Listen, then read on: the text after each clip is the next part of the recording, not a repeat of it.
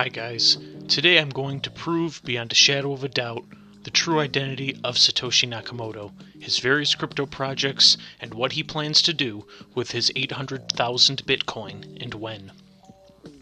So who is Satoshi Nakamoto? The mysterious founder of Bitcoin has kept his identity a secret, until now that is. Many have tried, and many have failed, to unmask Satoshi. All of the theories on the internet about Satoshi's identity are false. Many people falsely assume that Adam Back, Wei Dai, Nick Szabo, Hal Finney, Len Sassaman, and Sergei Nazarov are Satoshi Nakamoto. These incorrect theories stem from the fact that Satoshi first published the Bitcoin white paper on the cypherpunk mailing list on Halloween of 2008. All of these names listed above are on the cypherpunk mailing list and pioneers of cryptography. Despite all of this, none of them were behind the Satoshi account on Bitcoin Talk. So let's prove why each of these candidates isn't Satoshi, starting with Adam Back. Adam was not Satoshi because there are multiple confirmed emails between Adam Back and Satoshi. During these email correspondences, Adam Back told Satoshi about Wei Dai's B-Money paper, which Satoshi was unaware of. After Satoshi became aware of Wei Dai's B-Money paper, Satoshi emailed Wei Dai. Wei Dai had previously worked with Nick Szabo, and the fact that Satoshi was unaware of Wei Dai's B-Money paper proves that Satoshi is neither Wei Dai or Nick Szabo.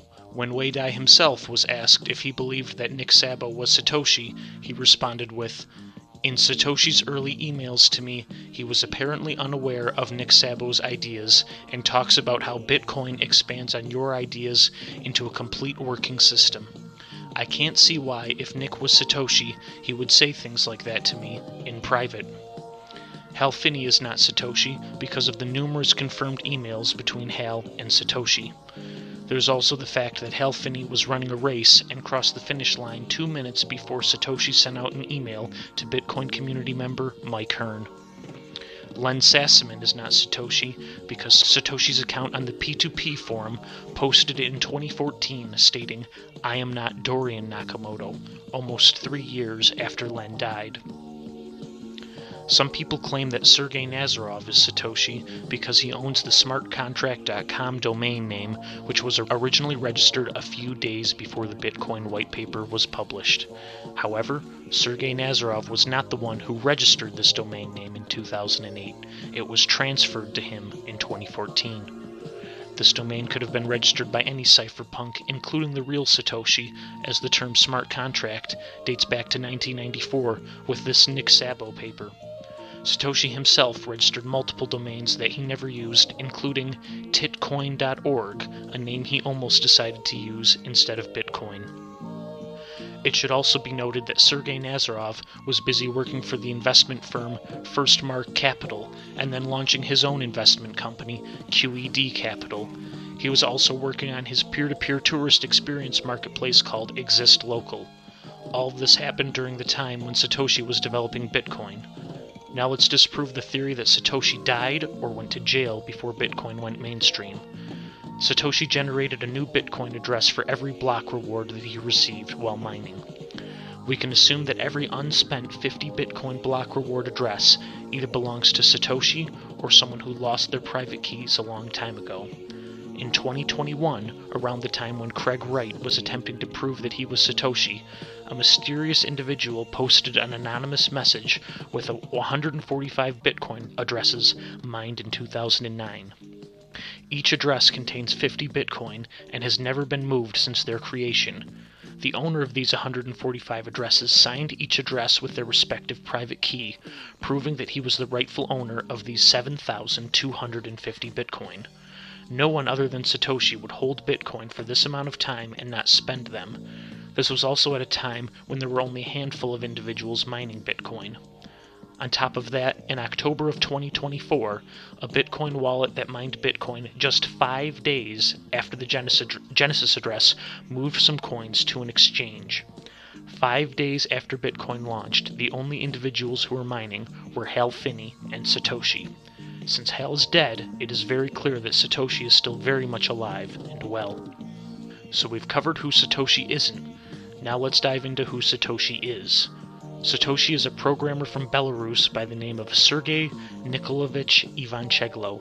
He also has been known by the aliases Come From Beyond, CFB for short, BC Next, and Satoshi Nakamoto.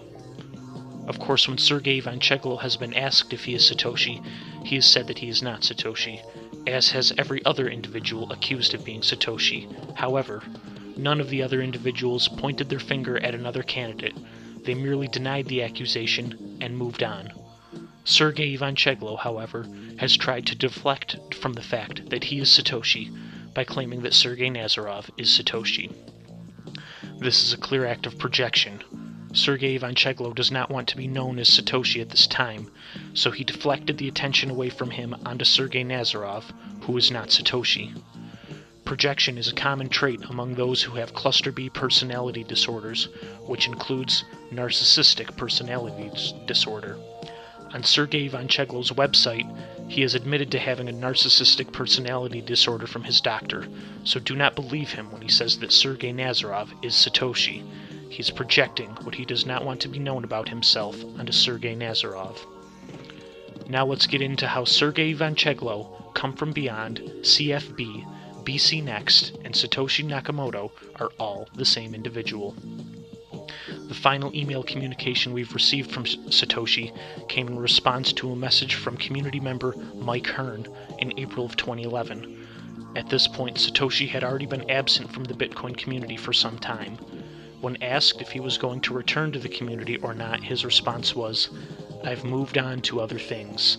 It's in good hands with Gavin and everyone." This proves that Satoshi was active in another crypto project after he left Bitcoin. Satoshi's final comment on the Bitcoin Talk forum came in a comment in December of 2010, where he stated, "As Gavin and I have said clearly before, the software is not at all resistant to DOS attack. This is one improvement, but there are still more ways to attack than I can count." So Satoshi left Bitcoin because the project had too many technical flaws and could not achieve his vision. So what was this new project that Satoshi was working on? The Satoshi accounts never posted again. This is because Satoshi started his new project under a different pseudonym. The new project NXT launched in 2013 and was the first fully proof-of-stake blockchain 9 years before Ethereum transitioned to a proof-of-stake consensus. The founder of NXT went by the pseudonym BC Next. His username hints at the fact that he is Satoshi. BC Next, Bitcoin Next, and that NXT was Bitcoin's next evolutionary step. This hint is in line with the behavior of Sergei Ivancheglo, as he has been known to purposefully confuse and manipulate people's ideas about his true identity. Many community members speculated that BC Next was Satoshi because they both use pseudonyms, and NXT fixed many of the technical flaws inherent in Bitcoin's design. The other account that posed as a developer of the NXT project went under the pseudonym Come From Beyond, or CFB for short. CFB has been active since the beginning of the Bitcoin Talk forum, and the username CFB dates back to at least 2000, with this article written here. There were many discussions on posts on the Bitcoin Talk forum where CFB would respond to BC Next and vice versa. Still, some in the community claimed that CFB and BC Next were the same individual. CFB even went as far as making a post asking people to pose their arguments as to why he could or couldn't be the same individual as BC Next. Eventually, development on NXT ended because it could not achieve his vision, similarly to how Satoshi left Bitcoin. Sergei Ivancheglo started a new project called IOTA. In order to shed more credibility on IOTA, Sergei signed a message with BC Next's private key, proving that the two individuals, BC Next and CFB, were one and the same. So now we have cryptographic proof that BC Next is CFB, but can we prove that CFB is also Satoshi? One thing we know for certain is that Sergei Ivancheglo likes to confuse people by assuming different online identities and changing his writing style. This has been documented many times, including here. And here, where Come From Beyond states that BC Next was a sock puppet created for NXT and will never appear again, like Satoshi and Bitcoin. And here, where he jokingly admitted to being Satoshi and shared some details on how he picked that name. And here, where he gives a link on how to change writing styles, states he holds 800,000 Bitcoin, and then claims to not be Satoshi. Then we also have this post where a user asks Come From Beyond about one of Satoshi's addresses starting with 1CFB.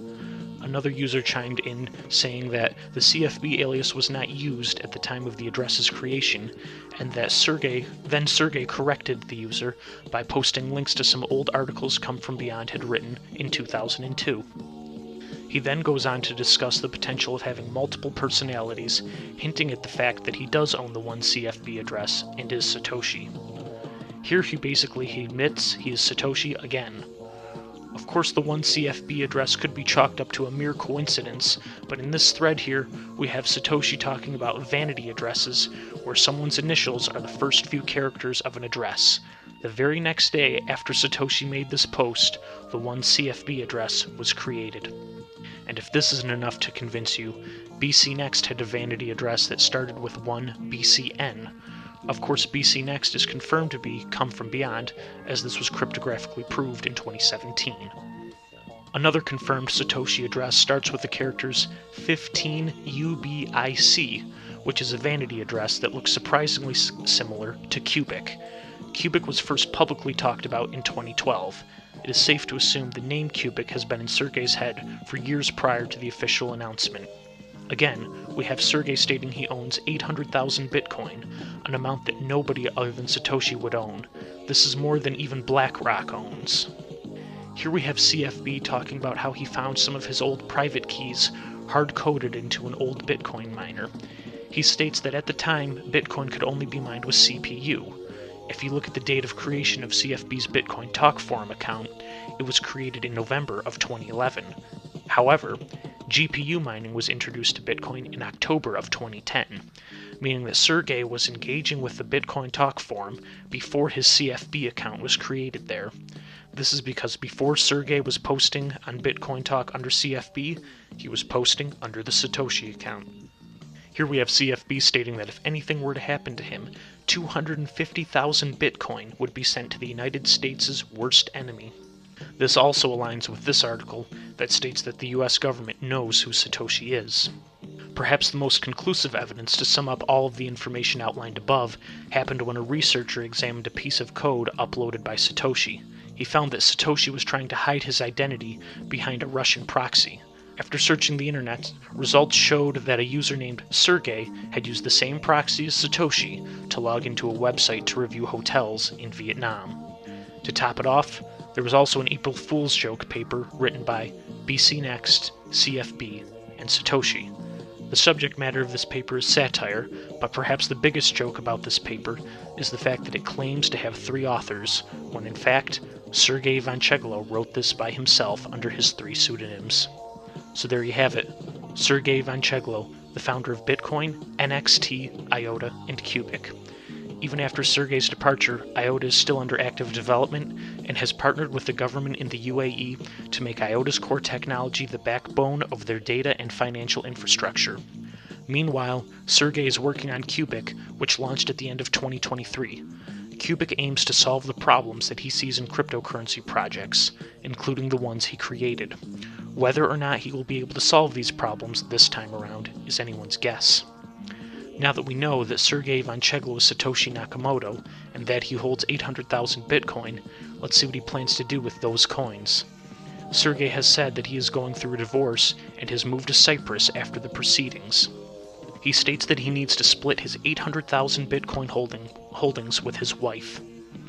According to the laws in Cyprus, if Sergey withholds finances from his wife during a divorce, and the finances are discovered, his wife will get 100% of the undisclosed assets. Sergey cannot spend his Bitcoin holdings until after he has been in Cyprus for 183 days. These 183 days end sometime in January of 2025. His ex-wife has no intention of holding these Bitcoin and plans to sell them as soon as possible. Sergey has said that it will be a race between him and his wife to cash out on their Bitcoin holdings first. Sergey has said he plans to crash the price of Bitcoin to single digits to send a message. He also states that he is not upset about his wife taking half of his fortune because he will make far more money on AI. When Sergey talks about AI, he's talking about his new revolutionary AI algorithm called AI Garth, which will launch on Cubic. It is safe to assume that Sergey plans on selling his Bitcoin holdings to buy Cubic, the irony of Bitcoin being created to oppose reckless government money printing, only to end up getting adopted by those very same governments it was intended to replace.